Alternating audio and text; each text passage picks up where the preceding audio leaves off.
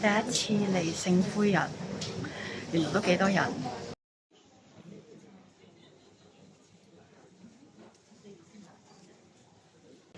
不過呢邊冇乜人，可能都係早到啦。而家繼續等緊。大家見到我嗰個十字架咧，其實就係預苦節，即係復活節頭40日咁之前嘅第一日啦。咁呢一日咧就係嗰個叫咩咧？聖灰節啊！咁頭先啦，喺呢個聖灰日領受呢個十字架嘅時候咧，我係有啲眼淚，係有啲感動咁樣嘅。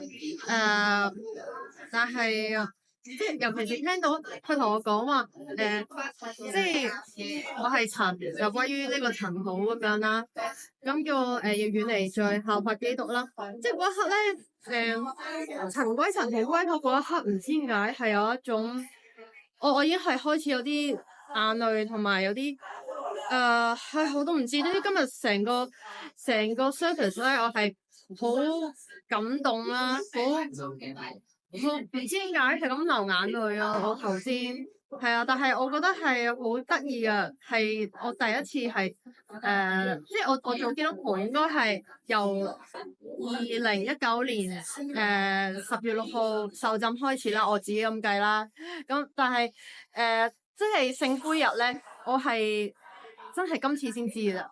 我就係因為好好奇係乜嘢嚟嘅咧，咁原來我上網再揾翻一啲資料咧，原來係以前最初期嘅基督徒咧，佢哋自己有即係你自己 group 埋一班人咁樣，係去喺呢個預苦節去即係要記住自己係塵同埋土咯，咁就我覺得幾得意咯成件事。不過我仲係好新啦，我信咗得嗰幾年，咁所以今日就係同大家分享咁多先啦。